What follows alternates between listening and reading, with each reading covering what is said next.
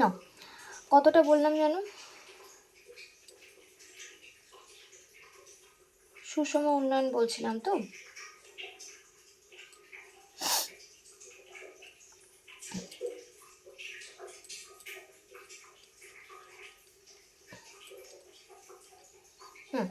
এবার এখানে কি বলছে দেখো, এখানে আমরা ডেফিনেশন থেকে তাহলে কি পাচ্ছি, যে একসঙ্গে অনেকটা টাকা আমাদের এখানে প্রয়োজন। এটা দীর্ঘমেয়াদী ও স্থায়ী উন্নয়ন। এবার এটার প্রবক্তা কারা বলো, তোমরা তো লিখলে, বলো প্রবক্তা কারা?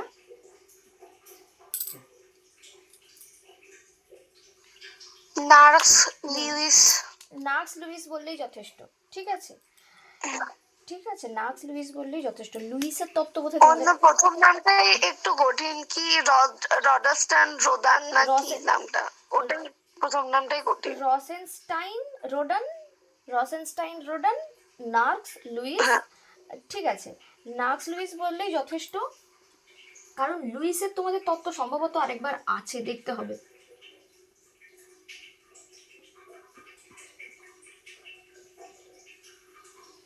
সুষম উন্নয়নের পক্ষে কিছু যুক্তি আছে আর বিপক্ষে কিছু যুক্তি আছে। তোমাদের খুব একটা বেশি এখানটায় দেয়নি সুষম উন্নয়ন কিভাবে হয়। হ্যাঁ, পক্ষে বিপক্ষে যুক্তি দিয়ে ছেড়ে দিচ্ছে, এটা ভালো, কিন্তু অসম উন্নয়নটাকে ব্যাখ্যা করেছে দেখলাম। এবার পক্ষে যুক্তি,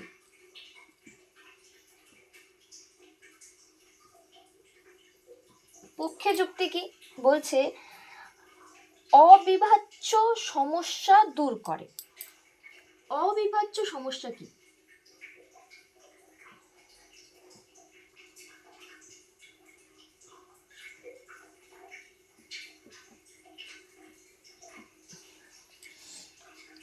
উন্নয়নশীল দেশে সামাজিক স্থায়ী মূলধন, বিদ্যুৎ, সেচ, যোগাযোগ, স্বাস্থ্য, এগুলো হচ্ছে অবিভাজ্য। অবিভাজ্য মানে যেইগুলোকে আলাদা করে ভাগ করা যাবে না, মানে ছোট ছোট অংশে ভাগ করা যাবে না।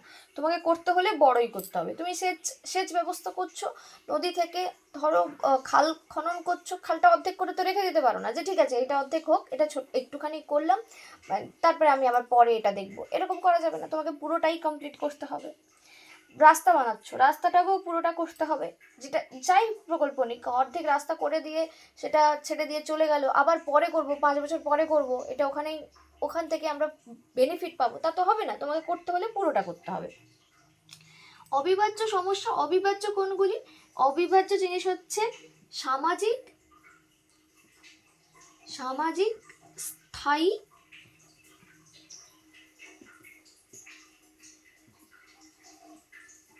মূলধন। সামাজিক স্থায়ী মূলধন কি কি?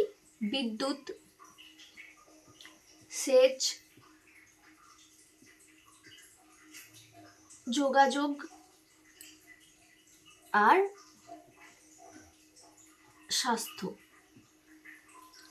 ঠিক আছে, এবার ছোট অংশে বিনিয়োগের ফলে, বিনিয়োগ করে ফল পাওয়া যায় না, এইগুলোকে আমাদের কি হচ্ছে, বড় বিনিয়োগ প্রয়োজন।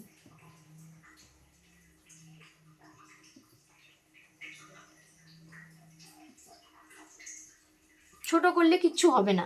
ঠিক আছে, তাই পুরোটাই লিখলাম, এটাকে আমরা বলছি বিগ পুশ। আমাদের টাকা পয়সা অনেক দরকার আছে। এবার তারপরে আমরা আমাদের দারিদ্রতার একটা কারণ দেখেছিলাম, মনে করে দেখো সেটা কি ছিল? দারিদ্র্যের দুষ্ট চক্র। পক্ষে যুক্তি তোমরা নিচে নিচে লিখছো আশা করছি, আমার এখানটায় জায়গা ছিল বলে লিখেছি। দারিদ্র্যের দুষ্ট চক্র ভাঙা।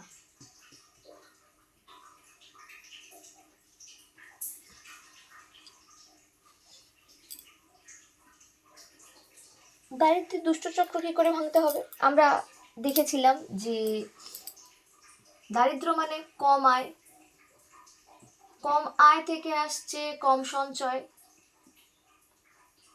কম সঞ্চয় থেকে কম বিনিয়োগ, কম বিনিয়োগ থেকে আসছে কম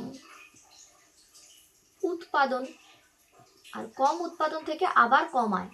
তো এইরকমভাবে আমাদের চলতে থাকে। সেইটাকে আমরা কি করে মেটাবো? সেটাকে আমাদের মেটানোর উপায় হচ্ছে একাধিক ক্ষেত্রে একসঙ্গে বিনিয়োগ হলে, এটা আমার মনে হয় এটা আমাদের কিছু লোন নেওয়ার প্রয়োজন। বিদেশ থেকে লোন হতে পারে, নিজের দেশের ভেতর থেকে লোন হতে পারে। যদি আমরা একাধিক জায়গাতে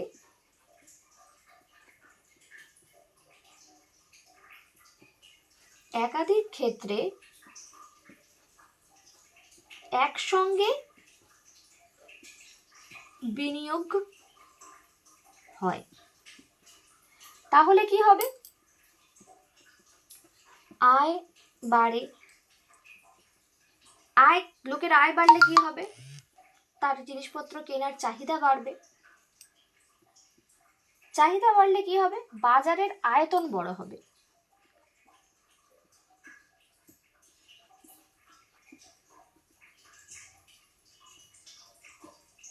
এবার দেখো, কৃষিক্ষেত্রে উন্নয়ন হচ্ছে, শিল্পক্ষেত্র উন্নয়ন হচ্ছে, শিল্পের আবার যেগুলো পারস্পরিক নির্ভরশীল সেই সব শিল্পের উন্নয়ন হচ্ছে। তখন কি হবে? একটা কৃষকের যদি উন্নয়ন হয়, সে তখন বলবে বাড়িতে আমি একটা মোবাইল ফোন কিনবো, আমি একটা টিভি কিনবো, আমি একটা ফ্রিজ কিনবো।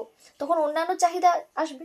অন্যান্য চাহিদা সেইগুলো যখন পূরণ হবে, তার থেকেও বেশি কিছু চাহিদা আসবে। মানে যারা এবার ধরো টিভি তৈরি করছে, ফ্রিজ তৈরি করছে, তাদের চাহিদা বাড়বে। সব মিলিয়ে দেখা যাচ্ছে যে চাহিদা বাড়বে। তারপরে বলছে চাহিদার সীমাবদ্ধতা দূর হবে।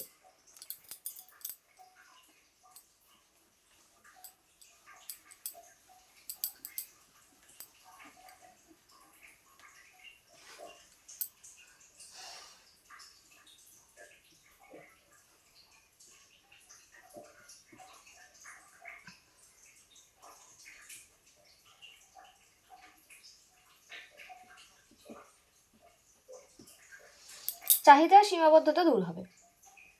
বলছে একটি মাত্র শিল্প তুললে পর্যাপ্ত চাহিদা পাওয়া যায় না। বলছে যদি একটি শিল্পে ধরো আমরা প্রোডাকশন করতে শুরু করলাম, তো এবার সেই শিল্প আমি ধরলাম সেটা বিক্রিও হচ্ছে, সেখান থেকে লোকের আয়ও হচ্ছে। এবার ধরো আমার আয় বেড়ে গেছে, অথচ আমি কি করব? আমার আয় বাড়লেই আমি কি করব? একটি শিল্প থেকে আয় বাড়ছে। আয় বাড়লে কি হবে? চাহিদা বাড়বে। কিন্তু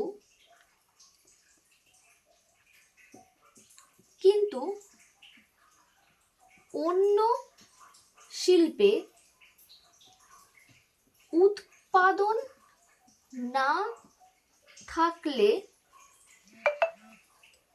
বাজারের আয়তন বাড়বে না।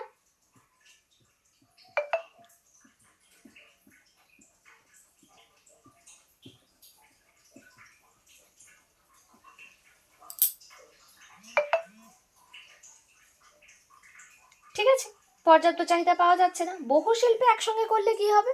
বহু শিল্পে যদি একসঙ্গে করি, সবার ইনকাম বাড়বে। সবাই কি করবে? সবার যে যেটা চাহিদা করছে সে সেটা পেয়ে যাবে। ঠিক আছে, 4 নম্বর কি?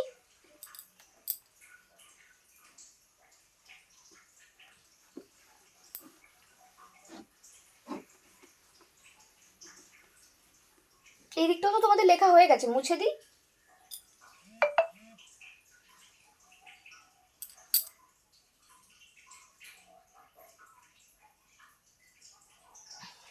এই দিকটা তো লেখা হয়ে গেছে, মুছে দিই।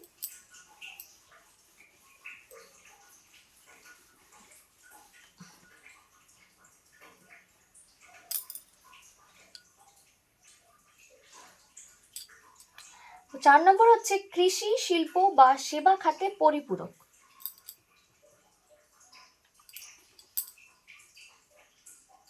আমি একটা স্টুডেন্টের মতো লিখতে যাচ্ছিলাম, এরকম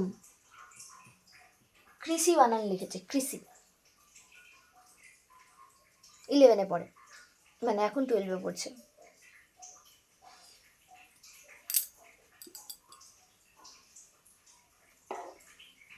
মানে ব্যাপার হচ্ছে উচ্চারণ তো হয়েছে, তাহলেই হবে।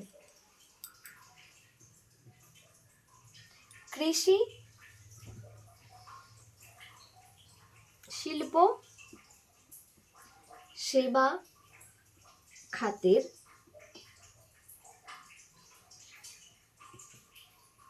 পরিপূরক সম্পর্ক। বলছে কৃষি ও শিল্পে একে অপরের ওপর নির্ভরশীল, সেবা খাত কৃষি ও শিল্পের সঙ্গে নিযুক্ত, তাই সুষম সব ক্ষেত্রে সুষম উন্নয়ন প্রয়োজন। সব ক্ষেত্রে যদি সুষম উন্নয়ন হয় তাহলে কৃষি শিল্প সব কিছু একসাথেই এগোবে। 5 নম্বর কি? 5 নম্বর বলেছে বাহ্যিকতার সর্বোচ্চ সুবিধা পাওয়া যায়। মনে আছে বাহ্যিকতা কি?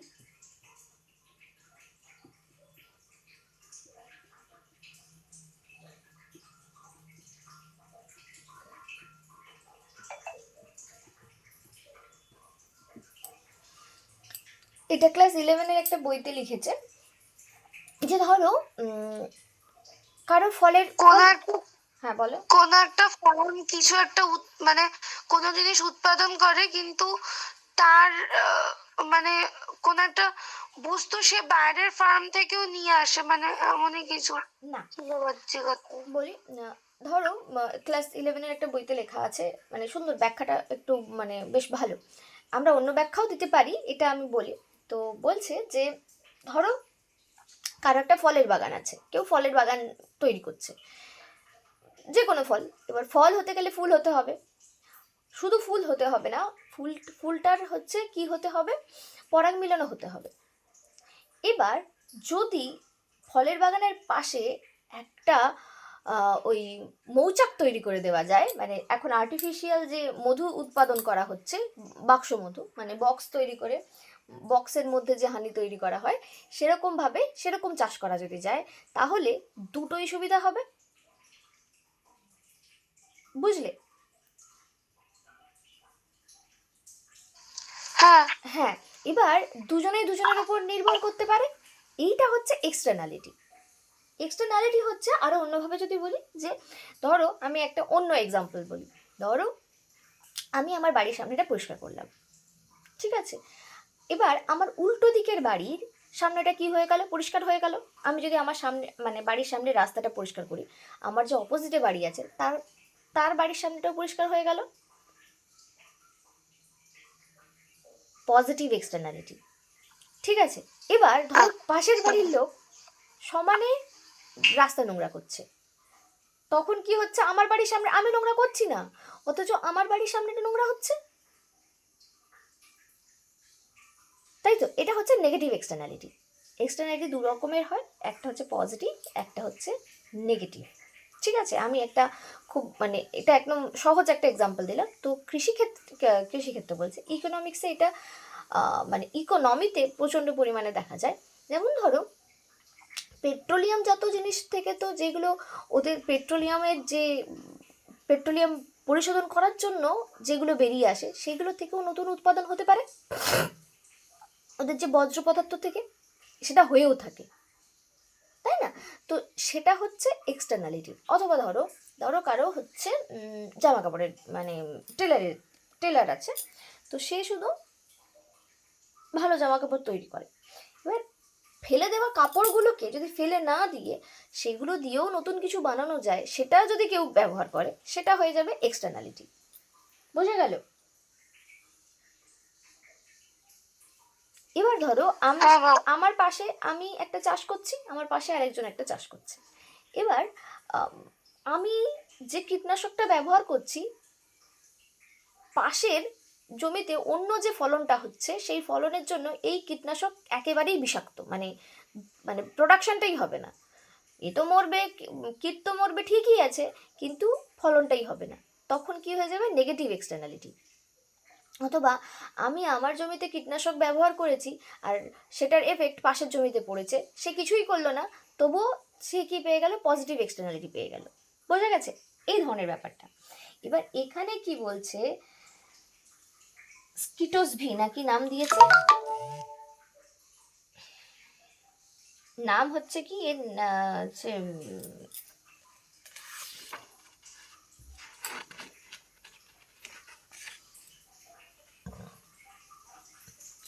সিট সিটে সিটেভস্কি, না বাবা নামই তো উচ্চারণ করতে পারছি না। চলো, এখানে কি বলছে, বলছে যে আচ্ছা লুইসেরটা আলাদা করে লুইস বলে লেখেনি, আগেরটা লুইসের ছিল, হ্যাঁ লিখেছে লুইস ছিল। বলছে এর মতে ভারতের দ্বৈত অর্থনীতিতে অর্থনৈতিক উন্নয়নের জন্য সুষম উন্নয়ন কৌশল গ্রহণ করা প্রয়োজন। তার মতে শিল্পের উন্নয়ন বাহ্যিকতার উপর নির্ভরশীল। বাহ্যিকতা বলতে একটি শিল্পের উন্নতিতে অন্য শিল্প কি পরিমাণ প্রভাব বিস্তার করে তা বোঝাচ্ছে। যে ধরো আমাদের দেশের একটা শিল্প, ধরো লৌহ ইস্পাত শিল্প, তো লৌহ ইস্পাত শিল্প যদি ঠিকঠাক হয়, যেটা আমরা সেকেন্ড 5 ইয়ার প্ল্যানে পড়েছিলাম যে লৌহ ইস্পাত শিল্পের ওপর গুরুত্ব দেওয়া হয়েছিল ভারী শিল্পের উপর, কেন? কারণ ওটা হলেই ওর আন্ডারে যে শিল্পগুলো আছে, ছোট ছোট শিল্পগুলো আছে, সেইগুলো ডেভেলপ করে যাবে। তো সেরকমভাবেই বলছে যে এরকমভাবে আমাদেরকে কি করতে হবে, যেই শিল্পগুলোর পজিটিভ এক্সটার্নালিটি বেশি, সেই শিল্পগুলো করতে হবে। বলছে একসঙ্গে সব শিল্পের উন্নয়ন সর্বাধিক বাহ্যিক সুবিধা পাওয়া যায়, পরস্পর নির্ভরশীল।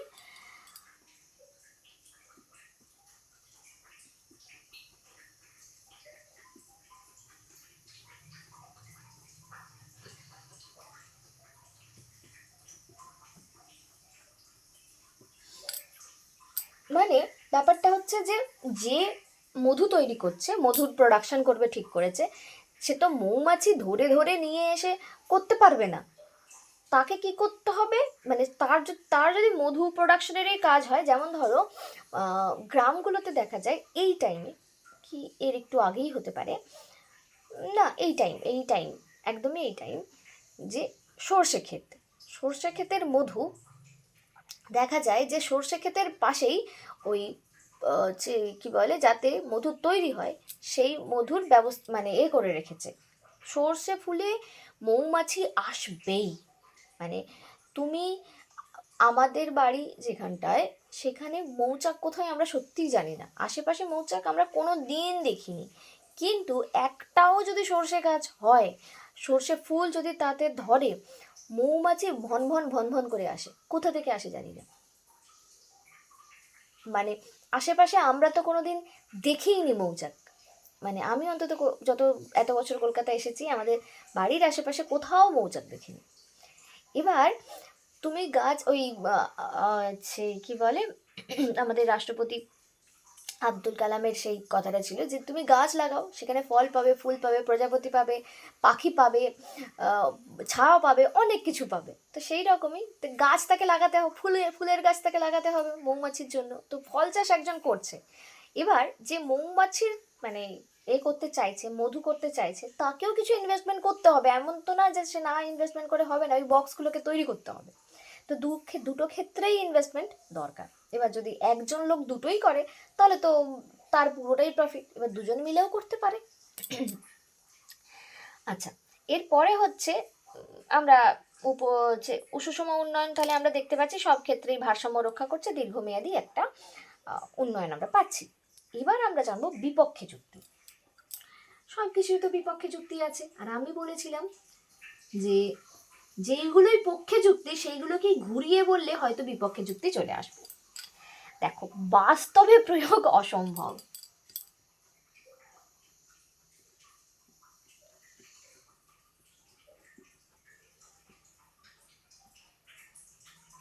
আসলে ব্যাপারটা হচ্ছে ছোট ছোট ক্ষেত্রে করাটা সহজ, কিন্তু বড় ক্ষেত্রে অনেকগুলো শিল্প তৈরি করা, পরস্পর নির্ভরশীল শিল্প খুঁজে পেয়ে সেইগুলোর মানে উৎপাদনের সাহায্য করা, মানে উৎপাদন করা এতটাও সহজ নয়। এত বেশি আর্থিক সম্পদ উন্নয়নশীল দেশে নেই, যদি থাকতো তারা উন্নয়নশীল দেশ হতো না। একদম সহজ কথা, টাকা নেই।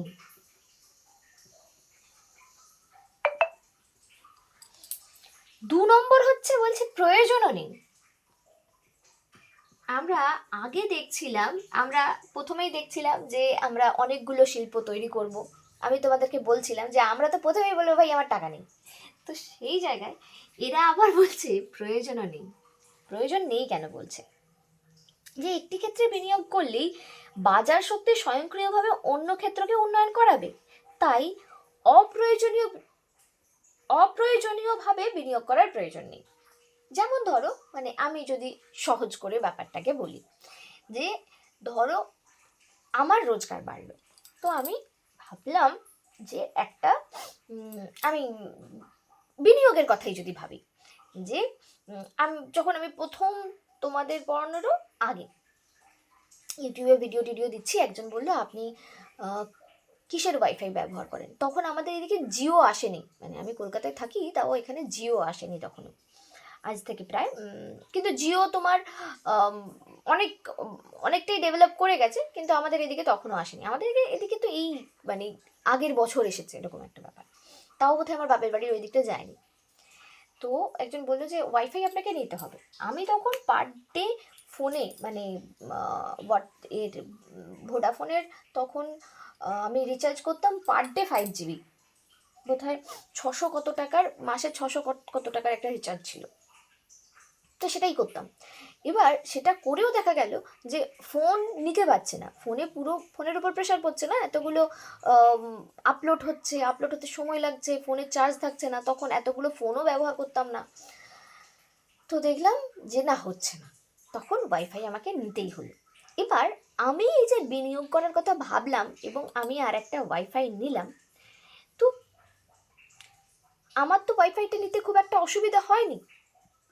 বা ধরো আমি ওয়াইফাই নেওয়ার কথা ভাবছি, আমার মতো অনেকেই ওয়াইফাই নেওয়ার কথা ভাবছে, তখন যারা ধরো ওয়াইফাই তৈরি করার কথা ভাবছিল তারা এটা জানতে পারবে, তখন তারা নিজেরাই আস্তে আস্তে প্রোডাকশন করবে, অথবা যার দরকার সেই বলবে আমি টাকা দিচ্ছি তুমি প্রোডাকশন করো।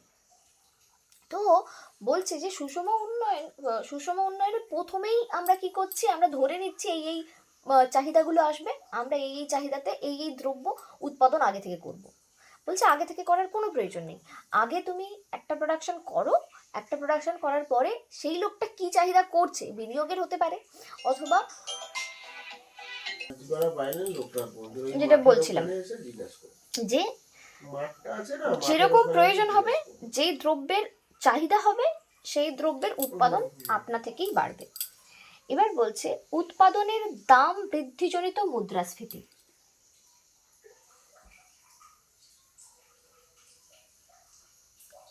উপাদানের দাম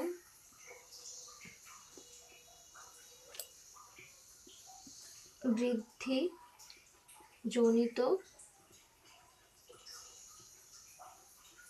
মুদ্রাস্ফীতি। বলছে দক্ষ শ্রমিক, উদ্যোক্তা, মূলধনের অভাব, এইগুলো কি হচ্ছে, বড় বিনিয়োগ, উৎপাদনের চাহিদা বাড়ে, দাম তো বাড়বেই।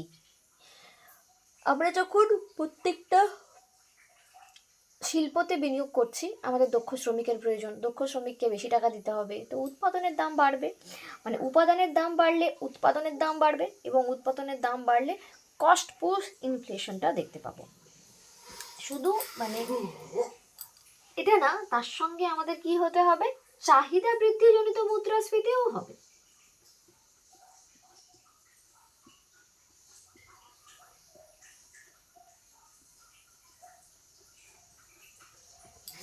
চাহিদা বৃদ্ধিজনিত মুদ্রাস্ফীতিও দেখা যাবে, লোকজন বেশি কিনতে চাইছে, লোকজনের প্রত্যেকটা শিল্প থেকেই যদি রোজগার হয়, তখন দেখা যাবে সবাই চাহিদা করছে, এবং সবাই চাহিদা করছে যেহেতু, চাহিদা বাড়লে যদি প্রোডাকশন ততটা না হয় তাহলে কিন্তু দাম বাড়তে থাকবে।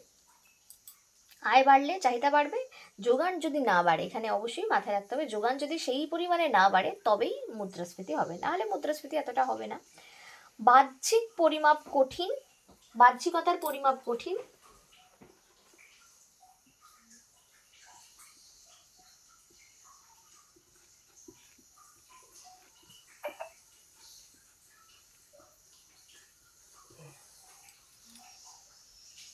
কতটা বাহ্যিক সুবিধা পাওয়া যাবে তা নির্দিষ্টভাবে মাপা যায় না। এটা সত্যি কথা যে একটা উৎপাদন করছো, সেখান থেকে সত্যিই বাহ্যিকতা থাকবে কিনা, তার এক্সটার্নালিটি থাকবে কিনা, সেটা তো আমরা বলতে পারি না। আর পরিকল্পনাবিহীন অর্থনীতিতে প্রয়োগ করা কঠিন।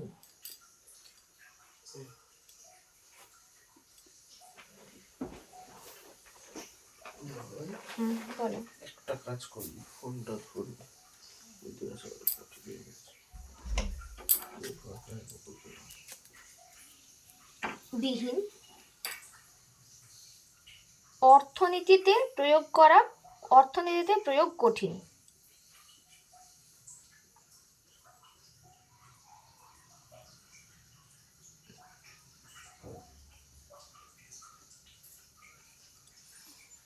ঠিক আছে, সঠিক পরিকল্পনা ছাড়া এই এত কাজ করা কিন্তু সম্ভব নয়। আর আপেক্ষিক ব্যয়ের সুযোগ সুবিধা নীতিও বিরোধী। আমরা সেই মনে করে দেখো, আমরা যেটা দেখেছিলাম এতে রিকার্ডো, তোমাদের ছিল না, হ্যাঁ তোমাদের হচ্ছে ফার্স্ট সেমিস্টারে ছিল রিকার্ডোর এটা অ্যাডাম স্মিথ আর রিকার্ডো যেটা বলেছিলেন যে যে যেটাতে দক্ষ সেটাই উৎপাদন করবে, কিন্তু এখানে বলা হচ্ছে সবটাই উৎপাদন করতে হবে নিজের দেশে। তো সবটাই যদি আমরা উৎপাদন করতে যাই তাহলে তো যেগুলো খরচা বেশি সেগুলো আমরা উৎপাদন করছি, তখন আমাদের খরচাই বেশি হবে কিন্তু উৎপাদন সেই লেভেলের হবে না। তো এটা বলছে আপেক্ষিক সুবিধারও বিরোধী। তো এখানে আমরা যেটা বলতে পারি, সুষম উন্নয়ন কৌশল ভালো, কিন্তু প্রাথমিক পর্যায়ে উন্নয়নশীল দেশের এটি প্রযোজ্য নয়। আচ্ছা, এইবার আমরা জানবো অসম উন্নয়ন। প্রথমে হচ্ছে আমরা জানছি অসম উন্নয়ন।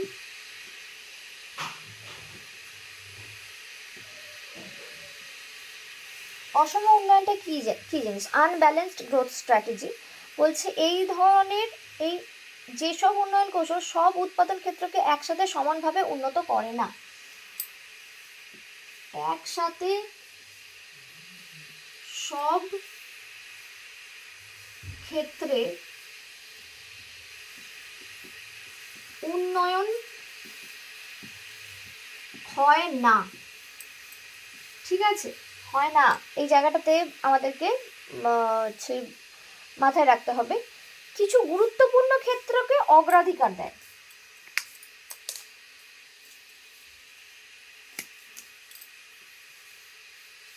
কিছু গুরুত্বপূর্ণ ক্ষেত্রকে অগ্রাধিকার দেয়। ঠিক আছে, এবার বলছে গুরুত্বপূর্ণ ক্ষেত্রকে অগ্রাধিকার দিকে সেখানে বিনিয়োগ করা হয়, এইটাই অসম উন্নয়ন কৌশল। একে আরও বলা হয় ভারসাম্যহীন উন্নয়ন কৌশল, অসামঞ্জস্য উন্নয়ন কৌশল, বিষম উন্নয়ন কৌশল, অনেক রকম প্রবক্তা রয়েছে। এবার আমরা যে আগে যেটা পড়ছিলাম সেখানে যারা সমালোচনা করেছে তাদের মধ্যেই একজন কি বলেছে, একজন হচ্ছে হার্সম্যান। এদের প্রবক্তাকে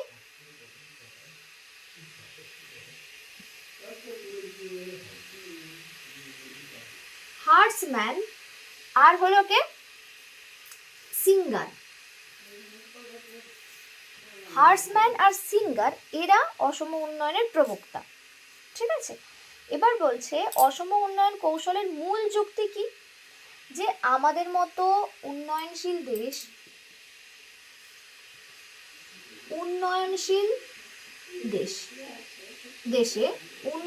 দেশে কি হচ্ছে, মূলধন কম।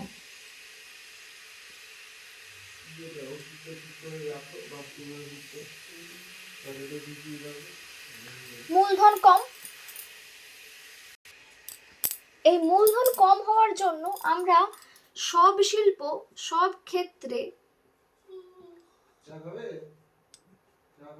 একসাথে বিনিয়োগ করতে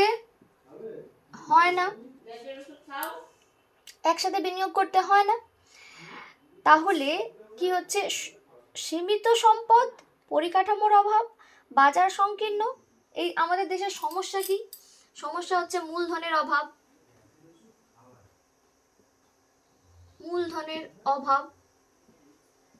তারপর কি, পরিকাঠামোর অভাব।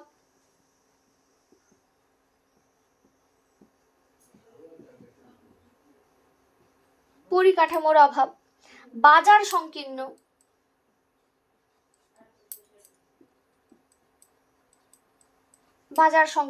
এইগুলো হওয়ার জন্য কি হচ্ছে, এইগুলোতেই অসম উন্নয়ন প্রয়োগ করা যায়। যে খাতে বিনিয়োগ করলে অর্থনীতি বেশি চাপ সৃষ্টি হবে, অন্য খাতগুলি বিনিয়োগে বাধ্য হবে, সেই খাতে বিনিয়োগ করা উচিত। কি বলছে, এমন খাতে বিনিয়োগ হবে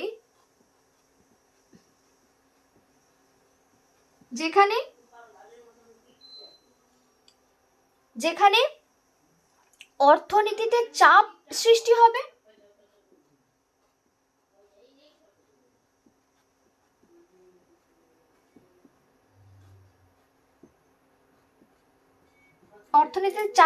হবে, অন্য খাতে বিনিয়োগ করতে বাধ্য হবে।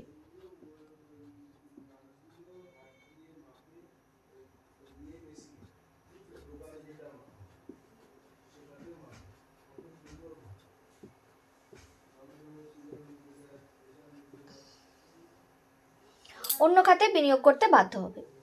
এবার বলছে সেই খাতেই আগে বিনিয়োগ করা উচিত।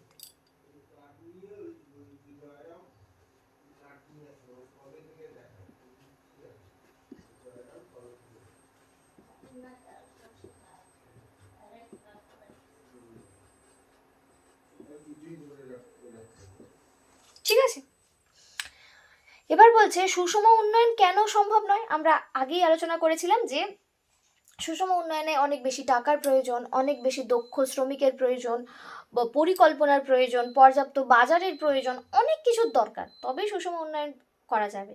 তাই সুষম উন্নয়ন বাদ দিয়ে আমরা কি করব, আমরা করব অসম উন্নয়ন। তো অসম উন্নয়নে বলছে ধরো দুটো প্রকল্প আছে, এ আর বি, এ অথবা বি যে কোনো একটি বেছে নেওয়া যেতে পারে। এবার একটির বদলে অন্যটি গ্রহণ করলো, বিলম্ব প্রক্রিয়া। দাঁড়াও, এই জায়গাটা তোমাদের একটা ছবি এঁকে বুঝিয়েছে, সেই জায়গাটা একটু বোঝাতে হবে, দাঁড়াও। আচ্ছা, এইটাকে বলছে এ অথবা বি প্রকল্প গ্রহণ করতে হবে। প্রকল্পই বলেছে তো, যে উৎপাদনও হতে পারে, প্রকল্প গ্রহণ করতে হবে।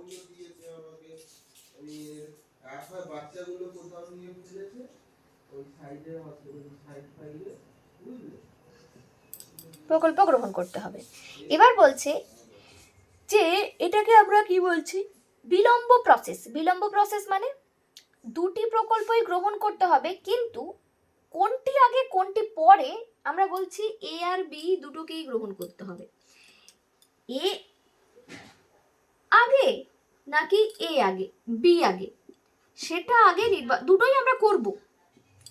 আমরা বিশেষ ক্ষেত্র বেছে নিয়েছি, দুটোই প্রয়োজন, আমরা জানি দুটোই করব, কিন্তু কোনটা আগে কোনটা পরে সেটাকে আগে নির্বাচন করতে হবে। কিসের উপরে ডিপেন্ড করছে, যেটা আমরা করলে অর্থনীতি, যেমন আমাদের দেশে করা হয়েছিল আগে মূলধন নিবিড় শিল্পগুলোকে গুরুত্ব দেওয়া হয়েছিল, যাতে ওটা হলে তখন কি হবে, মূলধন নিবিড়টা হয়ে গেলে তখন দেখা যাবে যে মূলধন নিবিড়ের জন্য ওই লৌহ ইস্পাত শিল্প থেকে অন্যান্য ছোট ছোট শিল্পগুলো আস্তে আস্তে উঠে আসবে।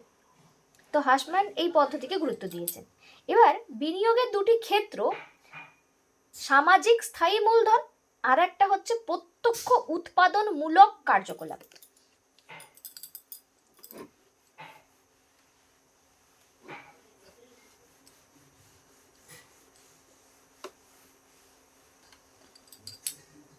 বলছে বিনিয়োগের দুটি প্রধান ক্ষেত্র,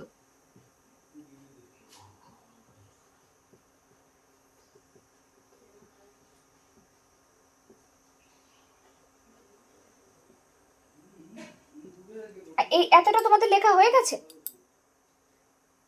বিনিয়োগের প্রধান দুটি ক্ষেত্র, সেটা হচ্ছে এক, ধরো এ আমরা লিখতে পারি, এ লিখতে পারি, বি লিখতে মানে ক লিখতে পারি, এসওসি হচ্ছে সামাজিক স্থায়ী মূলধন, সামাজিক সোশ্যাল ওভারহেড ক্যাপিটাল। আর বি হলো ডিপিএ এর ফুল ফর্ম হলো ডিরেক্টলি প্রোডাক্টিভ অ্যাক্টিভিটি, মানে সামাজিক, এটা হচ্ছে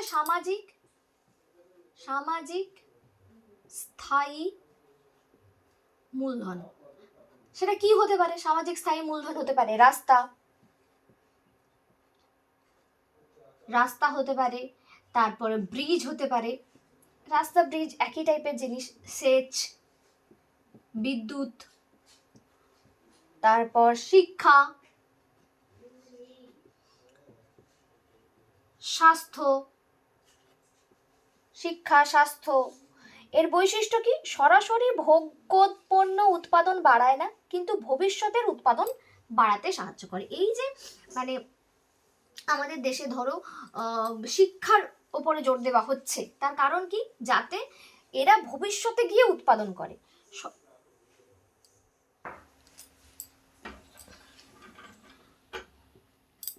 সরাসরি উৎপাদন বাড়ায় না, কি করে? ভবিষ্যতে ভবিষ্যৎ উৎপাদন বৃদ্ধিতে সাহায্য করে।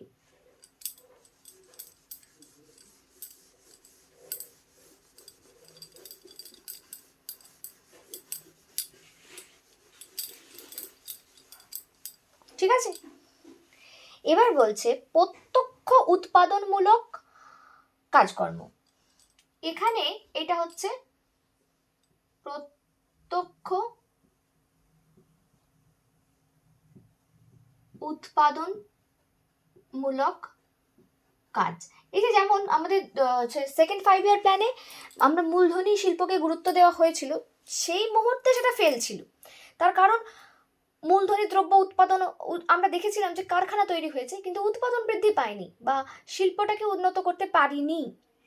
কিন্তু আজকে দাঁড়িয়ে সেটা যদি না হতো, তাহলে আজকে যে প্রোডাকশনটা হচ্ছে আমাদের দেশে, যে আরো লৌহ ইস্পাত শিল্পটা যে এগিয়ে গেছে, এটা কিন্তু এগিয়ে যেত না। এইগুলো কি? এগুলো আমরা নর্মাল শিল্প,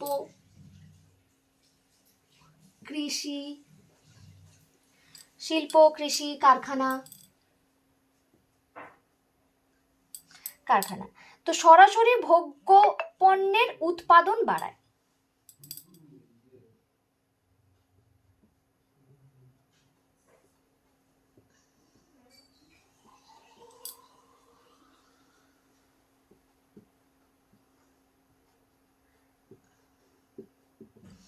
ঠিক আছে, এবার অসম উন্নয়নের দুটো পথ।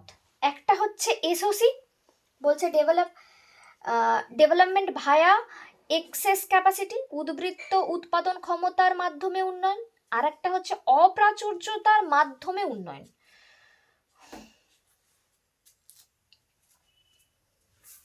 দেখো, আমরা দুটো হচ্ছে দুরকম ভাবে দেখব। একটা বলছে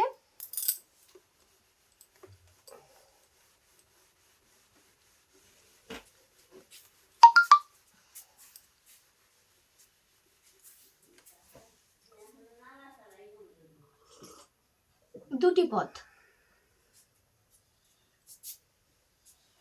প্রথমটা হচ্ছে উদ্বৃত্ত উৎপাদন ক্ষমতার মাধ্যমে উন্নয়ন।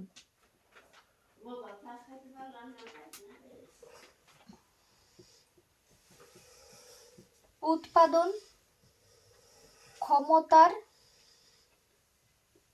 মাধ্যমে উন্নয়ন। আর একটা কি? অপ্রাচুর্যের মাধ্যমে উন্নয়ন।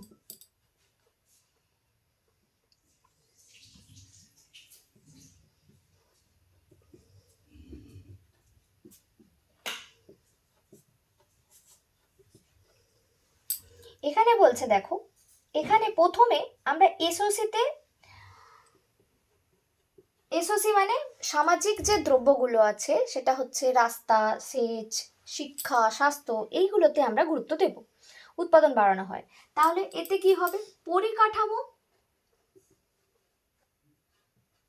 পরিকাঠামো তৈরি হবে। প্রথমে এটাতে আমরা গুরুত্ব দিলাম, পরিকাঠামো তৈরি হলো। ভোগ্য দ্রব্যের অভাব, এবার এখানে তো ভোগ্য দ্রব্য উৎপাদন হয়নি, ভোগ্য দ্রব্যের অভাব।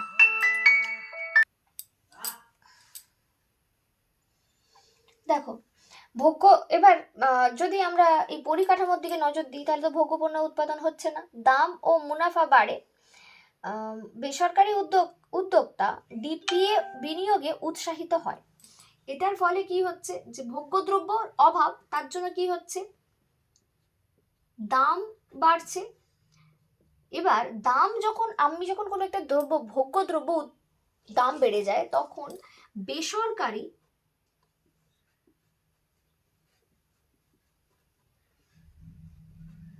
উদ্যোক্তা বেসরকারি উদ্যোক্তারা কি হয়, উৎসাহিত হয়। ডিপিএ তে উৎসাহিত হয়, এভাবে উন্নয়ন ঘটে।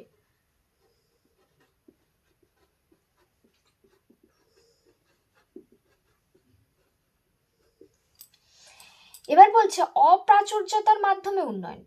প্রথমে এখানে হচ্ছে, প্রথমে ডিপিএ, ডিপিএ মানে শিল্প, কৃষি শিল্প কোনো একটাকে বেছে নিয়ে সেখানে উৎপাদন করছে। ভোগ্যদ্রব্য উৎপাদন হবে, দ্রব্যের উৎপাদন বাড়বে। ভোগ্যদ্রব্যের উৎপাদন বাড়লে কি হবে, কিন্তু তখন দেখা যাবে যে আমি জিনিসটা তৈরি করে ফেলেছি, অথচ একটা জায়গা থেকে একটা জায়গায় নিয়ে যাওয়ার মতো রাস্তা নেই। তখন দেখা যাবে এসওসি এর অভাব। এবার আমাদের যদি, আমি ধরো কোনো একটা জিনিস তৈরি করেছি কিন্তু সেটা একটা জায়গা থেকে একটা জায়গায় নিয়ে যেতে পারছি না, আমরা তখন কাকে চাপ দেব, সরকারকে চাপ দেব। মেনলি সরকার বেসরকারি খাত এসওসি গঠনে এগিয়ে আসবে। সরকার ও বেসরকারি উদ্যোক্তা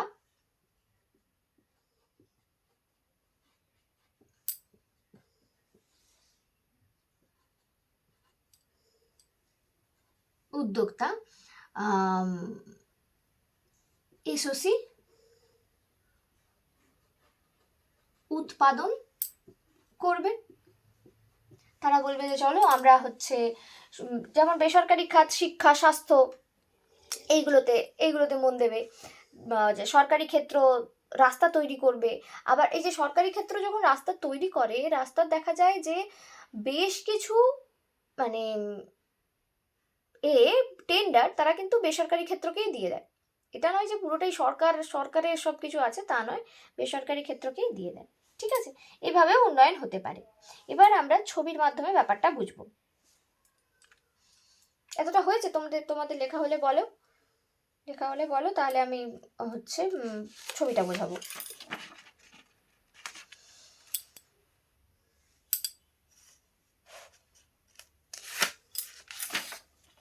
এখানে কি বলছে দেখো, অনুভূমিক অক্ষে নিচ্ছি এসওসি, আর উল্লম্ব অক্ষে নিচ্ছি ডিপিএ।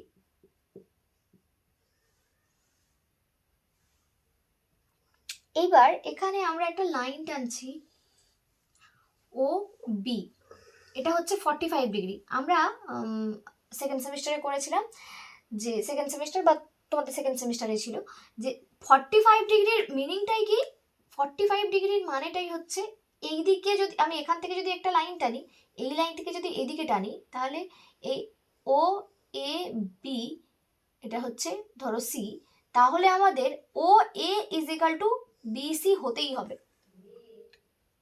আবার যদি এই দিকেও টানি এদিকেও টানি, মানে এই দিকে যত যাবে এই দিকেও সেম ভাবে যাবে, 45 ডিগ্রির লাইনের মিনিংটাই তাই।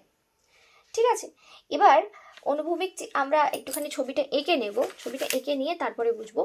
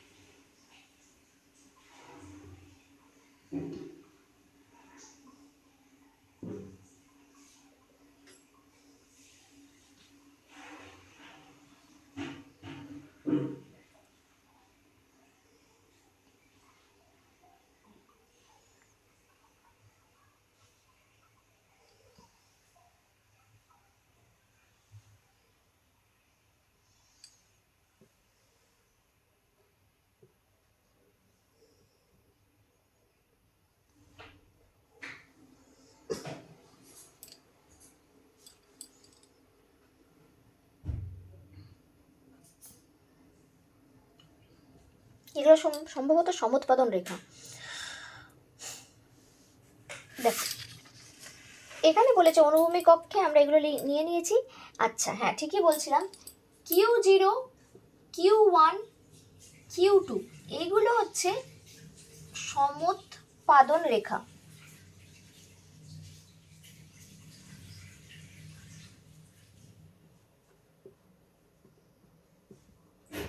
যেটা যেটা তোমাদের ফার্স্ট সেমিস্টারে দেয়নি এই বছর, নতুন সিলেবাসে ফার্স্ট সেমিস্টারে দেয়নি। সমুৎপাদন রেখাটা কি? সমুৎপাদন রেখা হচ্ছে ইনডিফারেন্স কার্ভ, মনে আছে? আইসি রেখা, নিরপেক্ষ রেখা ফার্স্ট সেমিস্টারে করেছিলেন, সেই সেম টাইপের। ইনডিফারেন্স কার্ভটা ছিল কনজিউমারের দিক থেকে, আর এইটা হচ্ছে উৎপাদকের দিক থেকে। মানে দুটো দুটো দ্রব্য উৎপাদন করছে, দুটো দ্রব্যের কম্বিনেশন কতটা করে উৎপাদন করতে পারবে, মানে সে কতটা এফোর্ট দেবে, সেই এফোর্টে কতটা উৎপাদন করতে পারবে। দুটো দ্রব্য উৎপাদন করার পরে যে টোটাল প্রোডাকশনটা এখানে প্রত্যেকটা বিন্দুতেই কি হবে? সেম হবে। দুটো দ্রব্য উৎপাদন করে যে ভ্যালুটা পাওয়া যাবে সেই ভ্যালুটা এই Q0-তে সবটাই সেম হবে। যদি Q1-এ যাই আমরা দেখতে পাবো যে Q0 থেকে সেটা বেশি, Q2-তে গেলে সেটা আরো বেশি। কিন্তু ধরো আমরা Q1-এর দুটো বিন্দু নিচ্ছি, B1, A1, এই দুটোতেই মোট উৎপাদনের ভ্যালু যদি বলি সেম হবে। কি বললাম বুঝতে পেরেছো? B1-এ আমরা দেখতে পাচ্ছি, ধরো B1-এ কোনটা উৎপাদন বেশি হচ্ছে? B1-এ আমরা একটা ছবি এঁকে, আলাদা করে একটা ছবি এঁকে বোঝাই। দেখো এই পয়েন্টটা হচ্ছে B1 আর এই পয়েন্টটা হচ্ছে A1, ঠিক আছে? দেখো এই দিকে হচ্ছে DPA আর এই দিকে হচ্ছে SOC। আমাকে বলো এই B1-এ কোনটার উৎপাদন বেশি হচ্ছে? DPA। আর এতে কোনটার উৎপাদন বেশি হচ্ছে? SOC। এই ছবিটা দেখে বুঝতে পারছো না? বোঝাবো। দেখো ডিপিএ, এইদিকে ডিপিএ, আমরা দেখতে পাচ্ছি ডিপিএর জায়গাটা বেশি, এসওসিতে এইটুকু বি বিন্দুর জন্য।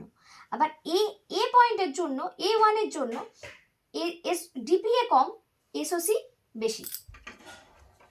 বোঝা গেছে কি বললাম? কিন্তু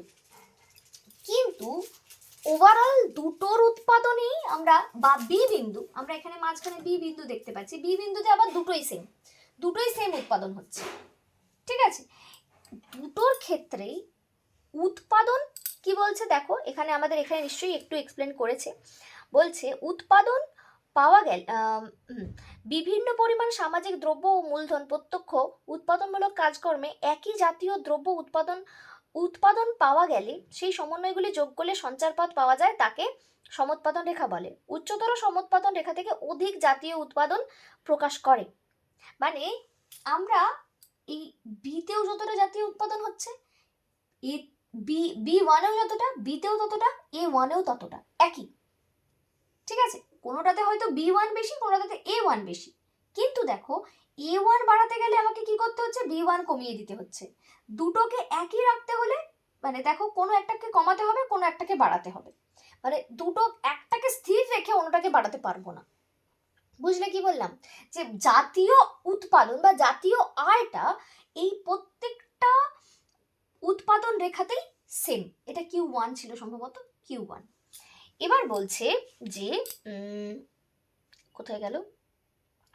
জাতীয় উৎপাদন একই, উচ্চতর সমুৎপাদন রেখা অধিক জাতীয় উৎপাদন প্রকাশ করে, অর্থাৎ Q0 অপেক্ষা Q1, Q0 অপেক্ষা Q0 ও Q1 অপেক্ষা, আচ্ছা যেটা বলছে যে আমি যেটা বলছিলাম যে Q0 থেকে Q1-এ বেশি, Q1-এর থেকে Q2-তে বেশি জাতীয় আয়, ঠিক আছে?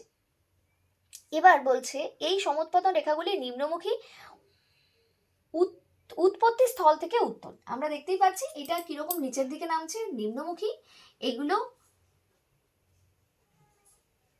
নিম্নমুখী এবং মূল বিন্দুর দিকে উত্তল, ঠিক আছে? এর এরপর বলছে যে সামাজিক স্থায়ী মূলধন যতই বাড়তে থাকে প্রত্যক্ষ উৎপাদনমূলক কাজকর্মের বিনিয়োগ কমতে থাকে, কিন্তু প্রত্যক্ষ উৎপাদনমূলক কাজকর্ম শুরু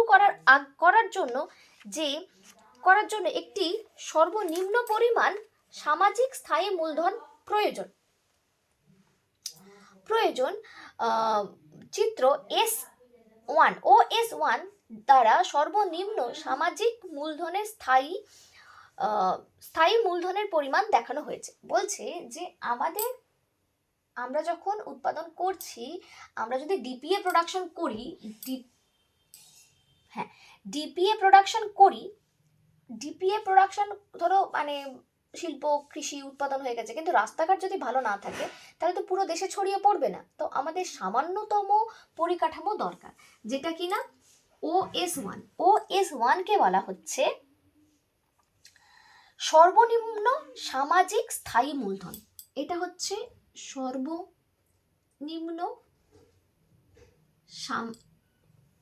সর্বনিম্ন এসওসি। এই এসওসি না থাকলে ডিপিএ করা যাবে না। এবার বলছে ওবি আমরা যেটা বলছিলাম 45 ডিগ্রি লাইন, আমি এটা অলরেডি বুঝিয়ে দিয়েছি। অধ্যাপক হার্সম্যানের মতে উন্নয়নশীল দেশে দ্বৈত অর্থনীতির পক্ষে এই পথ ধরে চলা বিনিয়োগযোগ্য সম্পদ না থাকায় এই পথে অনুসরণ করা সম্ভব নয়। বলছে দুটোই সেম, আমরা বিতে দেখছি ডিপিএ আর এসওসি দুটোই একই উৎপাদন হচ্ছে, একই পরিমাণ উৎপাদন হচ্ছে। বলছে এতটা করা সম্ভব নয়, হয় আমি এই দিকে প্রোডাকশন করব, নয় আমি এদিকে। এটাতে করি জাতীয় আয় সব জায়গায় সেম। এটাতে করলে কি হচ্ছে, আমরা ডিপিএ তে মন দিয়েছি, ঠিক আছে, তখন আমাদের কি ঘটনা ঘটবে দেখা যাক। এখানে কি বলছে একবার দেখি। বলছে ওবি রেখার ডান দিকে উন্নয়নের পথে A1, প্রথমে ধরো এ থেকে A1 এ গেল, ঠিক আছে, এ থেকে A1 এ গেল, তারপরে এ থেকে BB2, তারপরে হচ্ছে এখান থেকে গিয়ে A1 থেকে চলে গেল বি, আবার বি থেকে গেল B2, আবার ধরো B2 থেকে গেল, এই পয়েন্টের নাম হচ্ছে সি, B2 থেকে গেল সি, আবার যদি আমরা এরকম ভাবে আঁকি তাহলে হচ্ছে এখান থেকে যাবে, এখান থেকে ধরো এই জায়গাতে যাবে C2 থেকে আবার ধরো ডি, এইভাবে চলতে থাকবে, মানে এই পথে যাচ্ছে,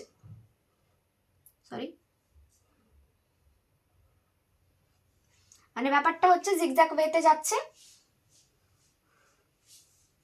এইভাবে যাচ্ছে, ঠিক আছে। এবার বলছে এই পথে প্রথমে সামাজিক স্থায়ী মূলধনের বিনিয়োগ বাড়িয়ে সামাজিক স্থায়ী মূলধনের পরিমাণ এ থেকে A1 করা হয়েছে, সামাজিক স্থায়ী মূলধন এরকম ভাবে বাড়ছে। এটাকে বলছে, এটা হয়ে গেল B2।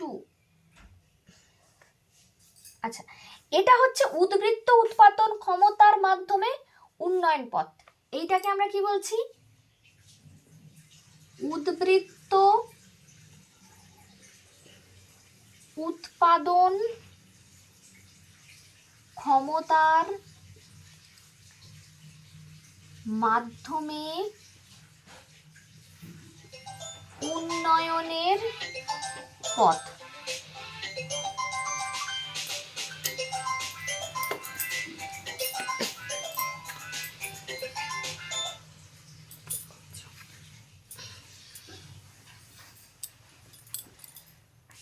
ঠিক আছে, এরপর বলছে ওবি বাম দিকে, আমরা এটা ডান দিকটা করেছিলাম, বাম দিকে যদি যাই, বাম দিকেরটা কিরকম হচ্ছে, বাম দিকেরটাও কিছুটা একই ধরনের। কিভাবে যাচ্ছে, এ থেকে B1, তারপরে আবার এইদিকে আসছে বি, আবার বি থেকে C1, আবার এইভাবে আসছে, মানে এটা কিরকম ভাবে চলছে,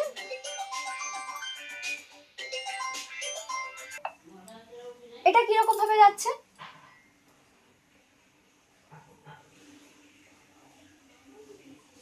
এইভাবে যাচ্ছে, ঠিক আছে, মানে বি ওয়ান থেকে বি ওয়ান, তারপরে বি ওয়ান থেকে না বি ওয়ান বি, আবার বি থেকে সি1, তারপরে হচ্ছে আবার সি1 থেকে সি, এরকম ভাবে চলতে থাকছে। প্রত্যক্ষ উৎপাদন কাজকর্মে বিনিয়োগ বাড়িয়ে, প্রথমে এটা কি করছে, আগেরটা কি ছিল, এসওসি বাড়িয়েছিল প্রথমে, এবার এখানে প্রথমে বাড়িয়েছে ডিপিএ বাড়িয়ে উৎপাদন চলছে, এইভাবে এগিয়ে যাচ্ছে। এটাকে বলছে অপ্রাচুর্যতার মাধ্যমে উন্নয়নের পথ।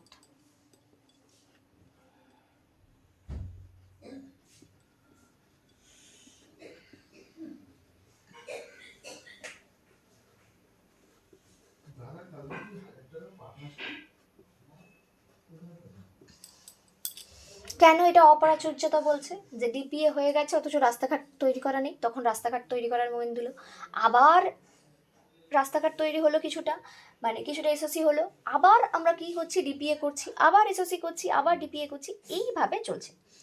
অধ্যাপক হার্সম্যানের মতে একটি দেশে সামাজিক স্থায়ী মূলধন বাড়িয়ে উদ্বৃত্ত উৎপাদন বাড়িয়ে উন্নয়ন ঘটাবে না প্রত্যক্ষ কোনটা করবে, এই এ থেকে এ1-এ যাবে না এ থেকে বি1-এ যাবে, সেটা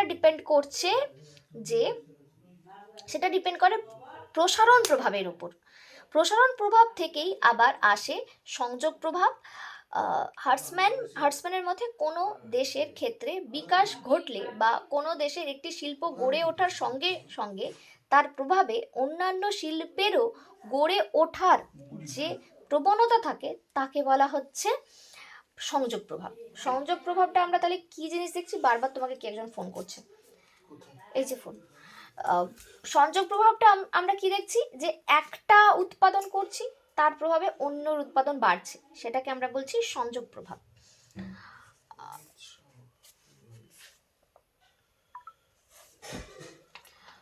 একটি শিল্প গড়ে উঠলে অন্য শিল্পের বিকাশ ঘটলে তখন তাকে সংযোগ প্রভাব বলা হচ্ছে। সংযোগ প্রভাব দুরকম হতে পারে, সম্মুখ সংযোগ প্রভাব, সম্মুখ মানে এগিয়ে যাওয়া, মানে আমরা লৌহ ইস্পাত শিল্প করেছিলাম, সেখান থেকে কি তৈরি হচ্ছে, গাড়ি, ফ্রিজ, পাখা তৈরি হচ্ছে। আবার পশ্চাৎ সংযোগ প্রভাব হতে পারে, শিল্পের কাঁচামাল যোগান দেওয়ার জন্য শিল্প গড়ে উঠলে, লৌহ ইস্পাত শিল্প থেকে, মানে এই জিনিসটা আমাদের যখন ছিল কি বলে, হ্যাঁ হ্যালো, হ্যাঁ ওই আইসক্রিমের ওখান থেকেই বলছি, বলুন। আমার মনে আছে আমাদের আগে 50 মার্কসের একটা এসে লিখতে হতো থার্ড ইয়ারে, মানে তোমাদের যেটা ধরো এখন তো 4 বছরে করে দিয়েছে, যেটা 6th সেমিস্টার, এরকম 50 মার্কসের একটা এসে লিখতে হতো। আর আমি অসম উন্নয়ন আর সুষম উন্নয়ন, অসম উন্নয়নটাই বরাবর প্র্যাকটিস করে গিয়েছিলাম। তা আমি না সম্ভবত এই জায়গাটা লিখতে ভুলে গেছিলাম, সংযোগ প্রভাবটা লিখতে ভুলে গেছিলাম, মানে পরে মনে পড়েছে, ক্লাস কেন জানি না। সংযোগ 24 টাকা এমআরপি, আর বাটারস্কচ সংযোগ আর প্রভাব, চকলেট 20 ধরো 19 টাকা এমআরপি। লৌহ বুঝে গেছো, বাটারস্কচ, চকলেট, আম 19 ইস্পাত টাকা এমআরপি, শিল্প, 19, ঠিক আছে। এই শিল্পটাকে যদি আমি গুরুত্ব দিই তাহলে লৌহ ইস্পাত শিল্পের জন্য কিছু অন্যান্য শিল্প গড়ে উঠবে। কয়লা শিল্প ভালো হতে হবে, তারপরে কি ভালো হতে হবে, আকরিক লোহা,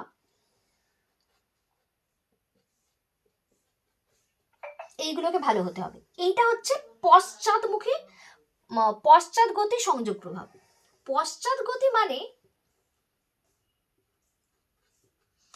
পেছন দিকে চলে যাচ্ছে এরকম নয়, কিন্তু যে মানে প্রভাবটা খারাপ, পশ্চাৎমুখী মানে পেছনের দিকে যাচ্ছে মানে প্রভাবটা খারাপ তা নয়, বলছে এইটার জন্য আমরা কিছু একে সাপোর্ট করার যে শিল্পগুলো সেইগুলোর উন্নতি হতে হবে। আবার এটা হচ্ছে বলে এ কার সঙ্গে যুক্ত, এটা কার সঙ্গে যুক্ত বলো, গাড়ি,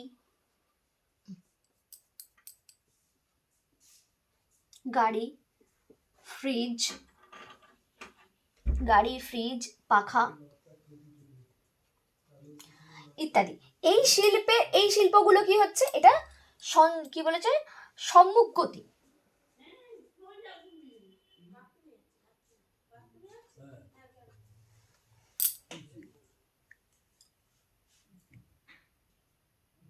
সম্মুখ গতি, সংযোগ প্রভাব, দুটোতেই কিন্তু উৎপাদন বাড়বে। এবার কেন কৌশল গ্রহণযোগ্য? কৌশল তো গ্রহণযোগ্য, আমরা বুঝতেই পারছি, দুদিকটাই আস্তে আস্তে হবে। মানে আস্তে আস্তে বলতে একদিকটা করা হয়ে গেল, সেখান থেকে যা টাকা পয়সা পাওয়া গেল অন্যটাতে বিনিয়োগ করা হলো। আবার দুটোকেই মানে আমরা একসাথে করতে যেহেতু পাচ্ছি না, একটাতে বেশি গুরুত্ব দিয়ে সেটা একটু এগিয়ে গিয়ে আবার অন্যটা, এরকমভাবে চলছে। অসম উন্নয়ন কৌশল দেশের বাস্তব পরিস্থিতি সামঞ্জস্যপূর্ণ, সীমিত সম্পদের সর্বোচ্চ ব্যবহার সম্ভব, অর্থনৈতিক গতিশীলতা ও চাপ সৃষ্টি, উন্নয়নে ত্বরান্বিত করে। ঠিক আছে, এবার সপক্ষে বিপক্ষে যুক্তি আমরা নেক্সট দিন করবো। সপক্ষে বিপক্ষে যুক্তি বুঝতে খুব একটা অসুবিধা হবে না। আমাদের এই চ্যাপ্টার থেকে দুটো বড় টপিক বাকি থাকছে। ঠিক আছে, চলো, তোমাদের আবার ক্লাস কবে আছে জানো? আজকে সন্ধেবেলা